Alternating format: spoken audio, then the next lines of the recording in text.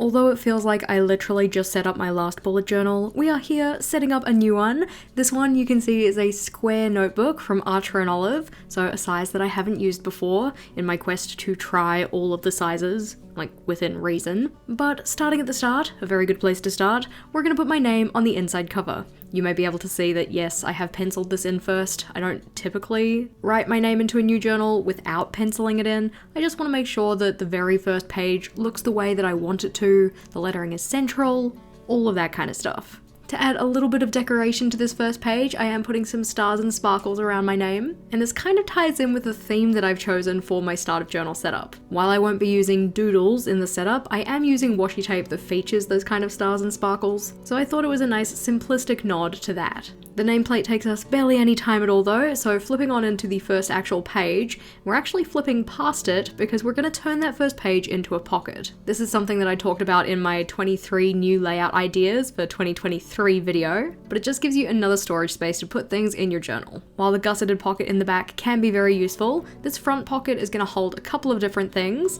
including a separate page with a year at a glance, a grid spacing guide, and maybe a couple of other things too. To actually set the pocket up though, you can see that I've gone and laid washi tape down along the middle of the page, and you can see any offcuts that I'm making are getting stuck in the back in what we're calling the washi tape graveyard. I think it'll be kind of nice to look back at the end of this journal and see all of the little snippets that were cut-offs for the different washi tapes that I end up using in the journal as a whole. To actually turn this page into a pocket though, I'm first going to turn it into a Dutch door.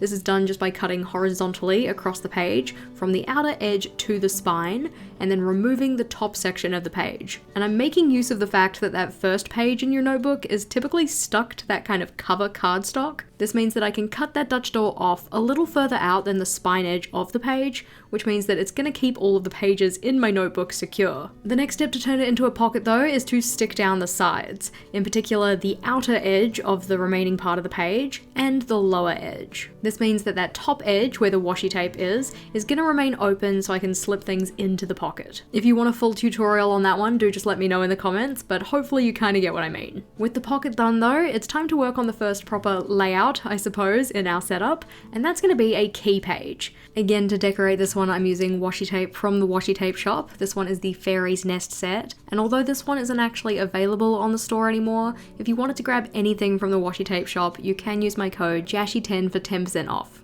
We love savings. Now, I've been doing bullet journaling for a while, I don't really need a key page, but one of the things that I want to get better with is, 1, being more consistent with the symbols that I'm using for different things, and 2, using color coding. So I thought that having the color code in particular up the front of the notebook would be really useful. The color coding is really just done for different areas of my life, and I can use that to either color code my task lists or color code my monthly calendars. In particular, I'm hoping to color code my future log, which we'll set up in a bit, mainly because then I can use my future log as kind of a bird's eye view of where I've been spending my time. Like, have I been spending more of my time on work-related tasks, or social-related things, or stuff that's related to my goals? Really, any area that I put down on this key. As said though, along with the color codes, I did want to have some symbols on here so that I can hopefully be a bit more consistent with them. I find that when it comes to noting down events that have either been cancelled or I just didn't attend, I'm not so consistent on that one. And also notes. Sometimes I use a little triangle, sometimes I use an exclamation point, so I've confirmed myself that yes, I do want to be using an exclamation point, it is on my key page. For the color code though, I'm using my Zig Clean Color dot markers, and I've just picked out a range of kind of lighter, more pastel colors to use, and of course, they had to be in a rainbow, because I'm a sucker for rainbows.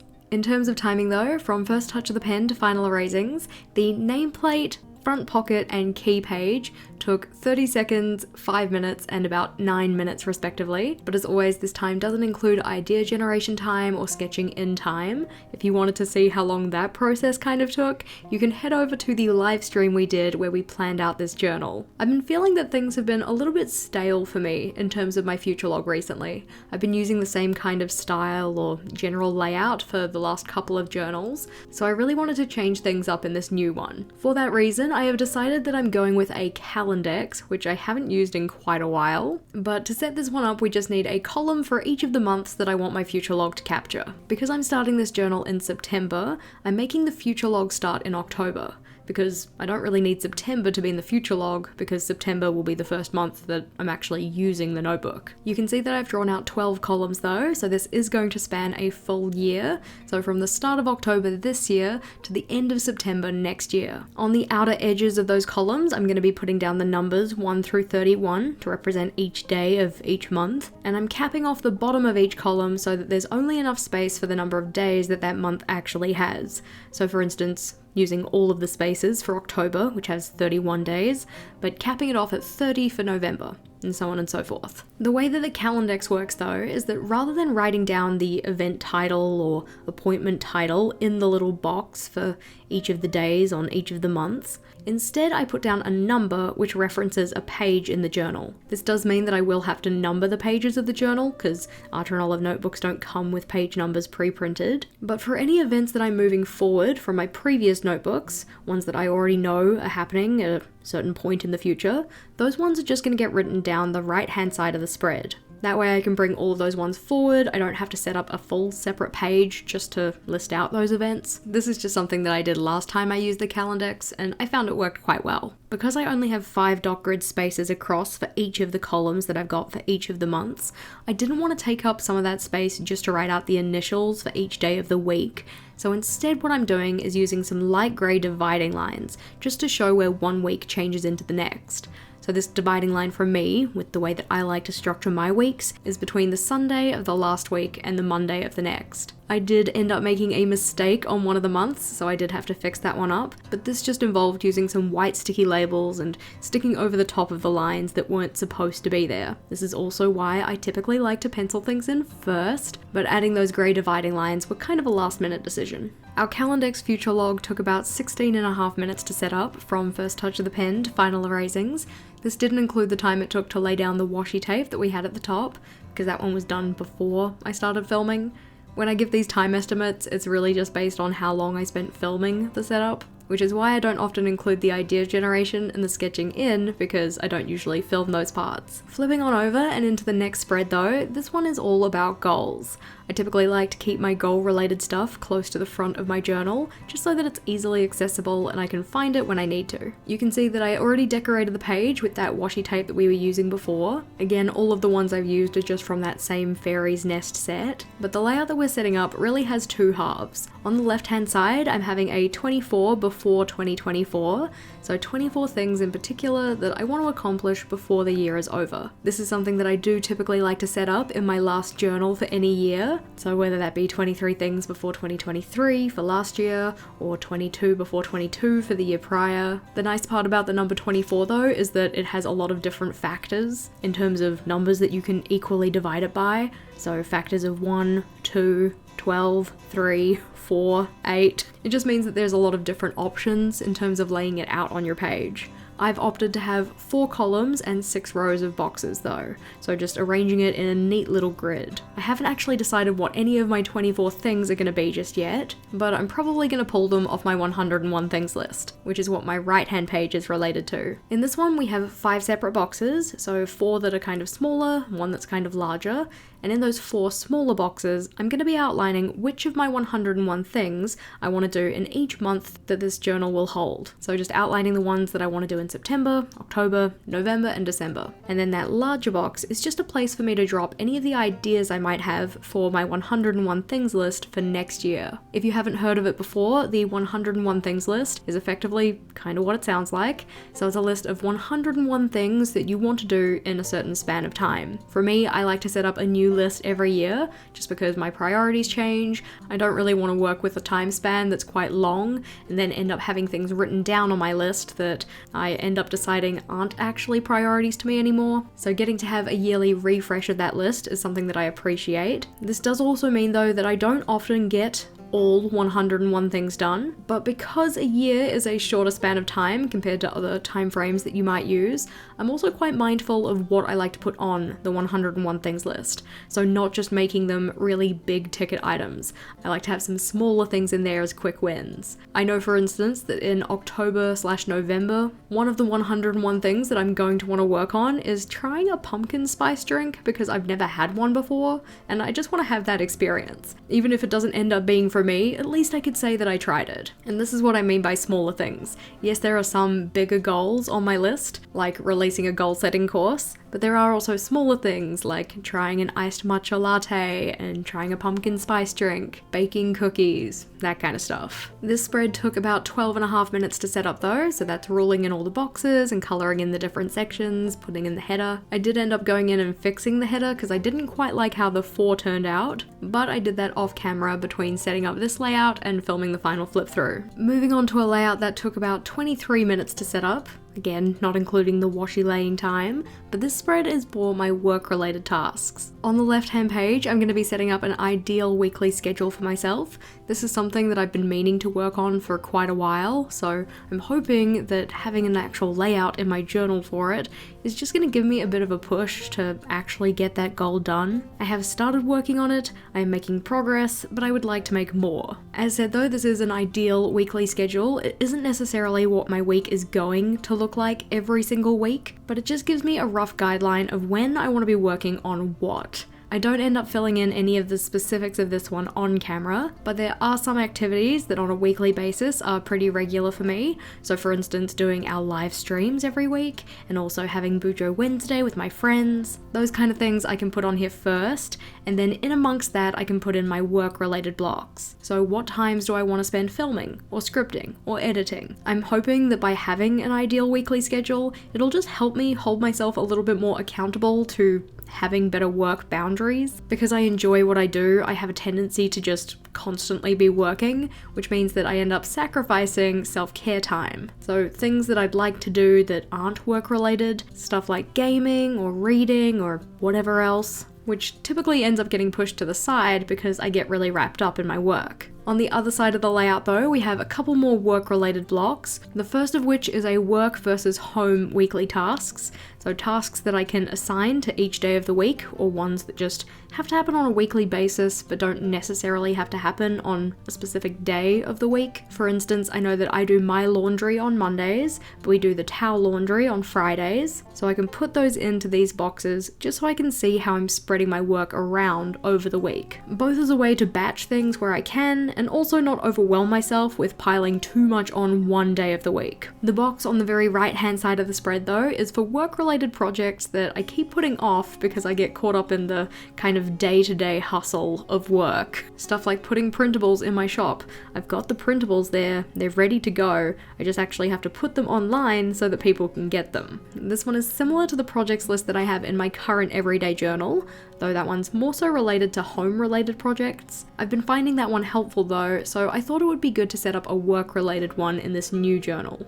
Eventually I'll probably end up moving the projects list to my long-term collections journal, but this is effectively the trial run to see if I actually end up using the list. Putting in the final headers for each of our different sections though, and then it's time to flip on over. This spread here is going to be a continuation of my work-related stuff, but more so just looking at the projects that I'm currently working on and planning. The page on the left is just for the Bujo Basics series, or Bullet Journal Basics. And this is a video series that we've been working on for the past couple of months, all related to the very basic, granular parts of the bullet journal method. We've had videos like fixing mistakes, we've talked about what the bullet journal method actually is, an intro and basic setup of your first bullet journal, all of that kind of thing. It's all in a playlist which is linked in the description box, along with any of the supplies that I've used in this setup, and any other related videos. For this Bullet Journal Basics project space though, I'm setting it up using a grid, so the different steps or stages of making the videos go down the left hand side, and then along the top of the layout I'll put in the video titles. I did put the washi tape into the corner, forgetting that I needed that space to put in the video titles, so I'm not too sure at this stage if I'm just going to put in a tip in and maybe use a code of some description, because I do like having the washi tape there, I think it looks pretty pretty, but I do still need a space to write those titles in. At this stage I also don't know how many video titles I'm going to need to write on here, because the month of August isn't actually finished, and we still have Bujo Basics videos coming out in August. I want to wait until we're just a little bit closer to September before I go and write in those titles. There's not a lot of point in writing in titles for videos that I've already finished with. On the right right-hand side of this spread though, I have a couple of different boxes. One being for the AOP challenge, or a year of planning. This is a challenge that sees us making a different layout in our journals for each week of the year. And so I need to make sure that I'm posting those prompts weekly over on our Instagram page and in the Facebook group. Again, links to all the things in the description box. But we also have another box for just general ideas that might come up. And then the box that's on the very right-hand side of the spread is going to be for Vlogmas. And you might be thinking, Jess, December is so far off, why are you thinking about Vlogmas now? But I'm going to be away in December and I want to make sure that I have everything prepared early so that we can do Vlogmas. I really enjoy the whole video a day challenge, and if there's anything in particular you'd like to see during Vlogmas, do let me know in the comments. After 20 minutes though, this spread was done and it was time to flip on over to another work-related page. This one is going to be for my content calendar. I didn't include content calendars in my current journal, mainly because I was using a traveler's size notebook, which only has 144 pages, which I only just managed to fit 3 months in, rather than taking up 3 additional spreads in that one to set up dedicated monthly calendars for scheduling and tracking my content. In that journal, I just put it on my monthly log, but I've kind of been missing having that dedicated overview for my content, so I wanted to put it into this journal setup. While the future log started in October, I am starting my calendars in September for these content calendars, and I'm only setting up enough calendars for the journal itself, so not looking beyond into 2024, just looking at the 4 months that this notebook is going to house. Each of these calendars I'm just setting up like a regular calendar grid, so 7 columns of boxes and 5 rows. For October, this one is a little tricky because the 1st of October is on a Sunday, which means that it actually goes across 6 weeks, rather than trying to fudge the boxes to actually fit 6 separate rows on. I just decided to put the last 2 days of October on the top of the calendar. This is something that I've done previously and it works for me in my mind. I know that other people don't really like to have the boxes for the end of the month on top of the calendar, but I would much rather prefer that all of my layouts have the same relative structure, so all just going across 5 weeks, and I don't want to have any days of the month share a box. Because another strategy that people commonly do is just splitting those last 2 boxes, like the Monday and Tuesday for the previous week, like week 5, using a diagonal divider and then having a triangular section for each day. I don't like to do that, so instead I'm going to keep them as full days and just put them on top of the calendar. In terms of content schedule though, this is quite an extensive list, so it's like anything that I'm posting on YouTube or Instagram or doing for my memberships, so whether that be Patreon or our YouTube membership, making sure that I've mapped out when those perks are coming out, when I want to post which videos, mainly so that I can batch any tasks that I can ahead of time so that everything comes out when it's supposed to. While I do also value having my content schedule with my other commitments on my monthly logs, having them on their own dedicated calendars like we're going to have on this spread just gives me the opportunity to make sure that I'm not kind of content dumping all at once. I'm pacing myself both in terms of my video releases and my perk releases and anything else. The setup of this one took about 14.5 minutes, and then flipping over you can see I have another spread that has November and December, which took roughly the same amount of time.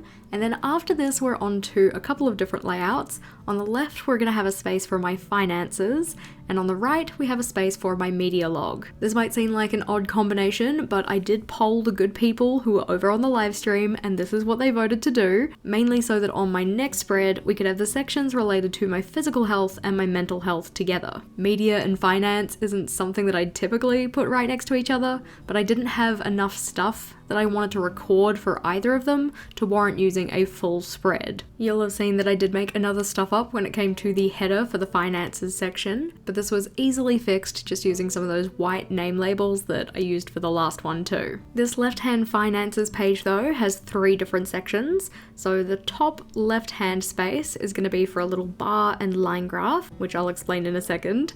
We've got the bottom section, which is just a place to record how much I've been putting into my savings each week and my running total, and then the section that goes along the spine edge of the page is for me to write down what bills I've had, both in terms of ones that happen every single month, which is going to be in the section at the top, and then the spaces underneath that are for each separate month, so any bills that are specific to September, October, November and December. Now that graph that I was talking about before, I'm actually quite excited about. In my current journal, I had a line graph that tracked how much I was adding to my savings each week to kind of show how my savings total increased over the weeks that the journal housed. But because I didn't have quite enough space for that in the section that I've given myself on this layout, I decided to change it to be a combination of both my running total for my savings, which is going to be a line graph again, but done by month rather than by week, and also a bar graph to show how much I've added to my savings. This means that the graph is going to have 4 bars, one for each month, to show how much I've actually saved in those months, and then it's going to have a line over the top of this that hopefully tends in an upwards direction to show my total savings across that period of time. This means that I do have to have 2 scales on my little graph. So up the left hand side, I'm going to have the scale for the amount saved. That's going to be for the bar graph. And then on the right hand side, I'm going to have the scale for my total savings, or the line graph. Hopefully that kind of makes sense. When I do a flip through of this journal at the end of the year, where I actually have data in here, it'll hopefully make a bit more sense. So if you want to make sure that you don't miss that video at the end of the year, be sure to subscribe to the channel if you haven't already. We would love to have you as part of our team. On the right hand page though, this is where I'm going to have my media log. This one is a combination of media consumed, so any books that I've read, TV shows or movies that I've watched, etc. And also any recommendations that I get from people or things that I want to check out in general. This one I'm setting up in an Alistair style. So we have 2 columns, just so I have plenty of space to write down the media I'm consuming. And then within each of those columns, the left hand section for both of them is a place to record which month I consume the media. So S for September, O for October, N, November, D, December. Then, depending on which month I consumed the media, I can just put a little cross underneath the relevant initial. Because I'm using the Archer and Olive square notebook, which is wider than I'm typically used to, I knew I didn't need the full horizontal space to write in the titles of these media pieces, so I could easily fit 2 columns for that list. And I certainly didn't need to have a full spread for the media log, because 4 columns would be just a little bit too much. If you did want to grab yourself anything from Archer and Olive though, you can of course use code JashiiCorrin10 for 10% off your order. We love savings. This full spread took about 20 minutes to set up, but now it's time to flip on over to those health-related layouts I mentioned before. On the left-hand side is where I'm going to have my physical health-related stuff, and my mental health-related stuff is going to go on the right. To start with though, I am ruling in a bunch of lines, and that is because for both my physical health and my mental health, I wanted to do a don't break the chain tracker. This is effectively a habit tracker, where the aim of the game is to not break the chain. I haven't 100% decided what habit I'm going to be tracking, but the idea is that I can color in each of the boxes to say whether I did or didn't complete the habit for each of the days that are remaining for the year. I did accidentally rule in 8 columns rather than just 7, so I used the remaining column to write in the week number. So for the start of September to the end of December, that's week 35 through to week 52. This spread took about 45 minutes to set up, not including penciling in time or idea generation time. And part of the layout that did increase that time taken was my self-care bingo. That one's going to be in the top right-hand corner of the spread, and as the name suggests, it's a bunch of little tasks that I can do to improve my self-care.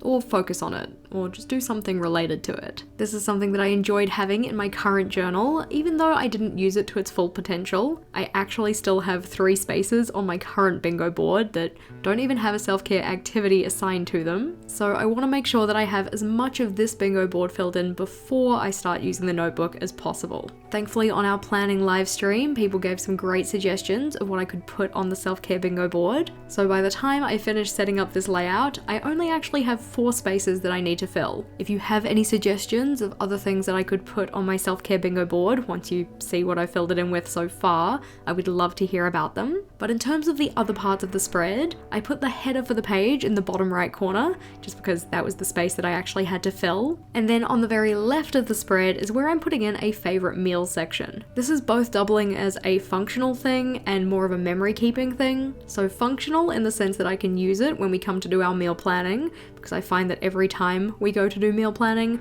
both my partner Vogel and I end up sitting there thinking, what do we even like to eat? So having the reference in my journal, which I often have on me when we're doing meal planning, could be really useful. It's also a memory keeping type thing because it gives me a snapshot of what I like right now, or what I like when I'm at the point of using this notebook. So what meals did I actually enjoy eating for breakfast, lunch, dinner, snacks? Because that does have a tendency to change over time.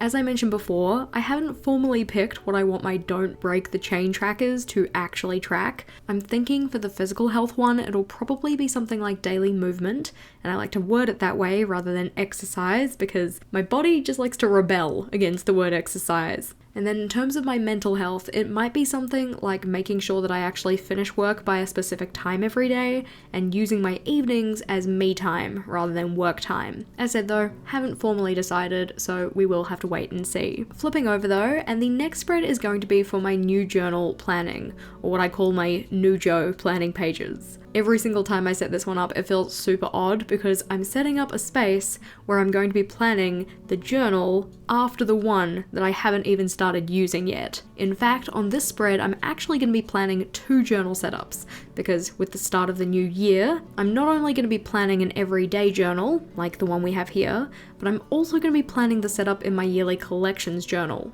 If you want to see what my yearly collections journal looked like for 2023, then I have a link to that video in the description box. But the general gist is that my everyday journal is the one where I put things like my monthly calendars, my daily logs, any monthly habit trackers, that kind of stuff.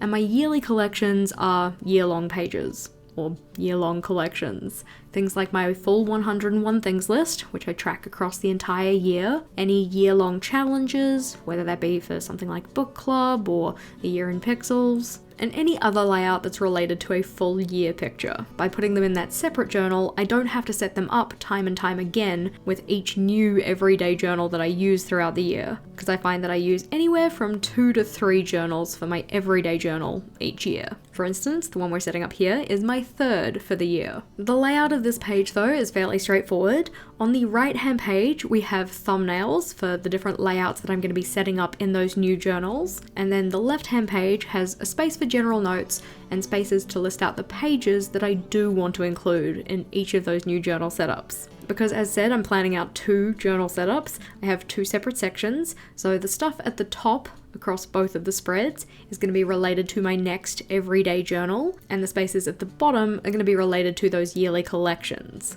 I already know at this stage that both of those are going to be in A5 journals next year. The yearly collection setup is going to be in my current yearly collections journal because I have plenty of pages left in that one. And I'm going to be using an A5 journal for my everyday journal at the start of next year too. A5 is my preferred size, but I am excited about how this square one's going to turn out. Of course, with drawing out all of these little thumbnails for those page designs, I was bound to make a mistake somewhere, and again I just covered this up with one of those name labels. That is certainly my preferred way to fix mistakes in my journal, but if you wanted some other ideas of how you could fix mistakes, we do have a separate video on that one. In terms of timing, the Nujo planning spread took about 17.5 minutes, and after that one, we're flipping on over to my monthly planning pages. Or at least they're usually just for monthlies. Because I had some extra width, given the whole square notebook situation, I actually decided to put in a couple of extra planning spaces. So one to record the theme for this new journal setup that we've been doing, and also spaces to plan out the aesthetic elements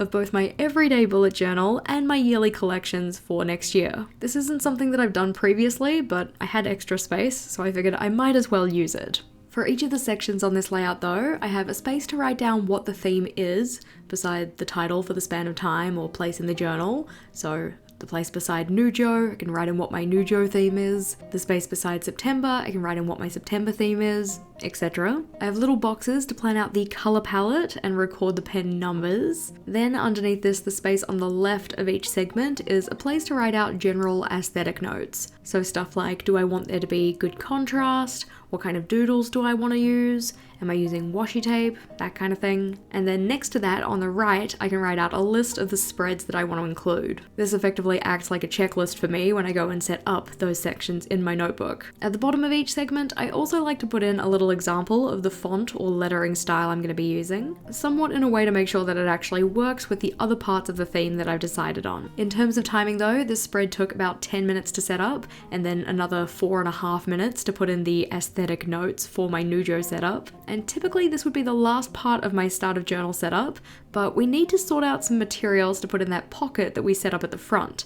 and the first one is going to be a grid spacing guide. Because we have 37 dot grid boxes in both directions in this square notebook, I only actually have to set up one side of divisions. Normally I'd set one up for the vertical divisions and the horizontal divisions, but they're going to be the same because this is a square notebook. I'll be using different colors to draw in the different divisions, but first we need to figure out the spacings.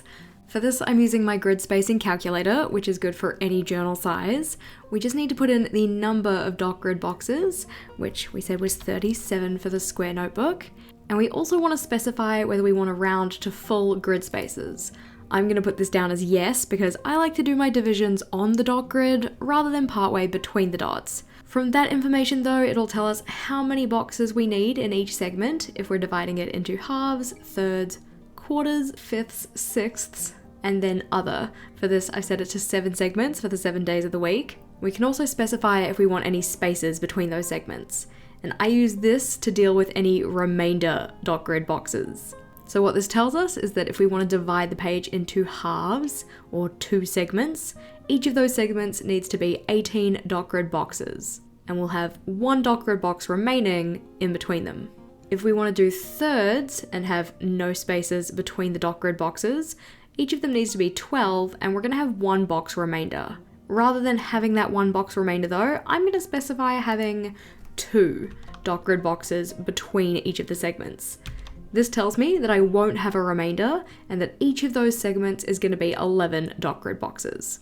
Effectively, I can just play around with the numbers to get to a point where I'm happy, and I'm happiest when I don't have any dot grid boxes remaining.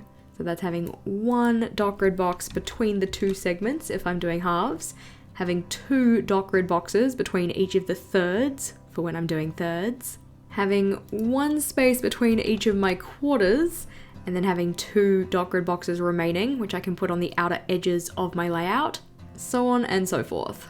Now though, I just need to draw that information onto my grid spacing ruler that I'm making. The calculator document I used is available for purchase at my little online shop, which is also linked in the description box below.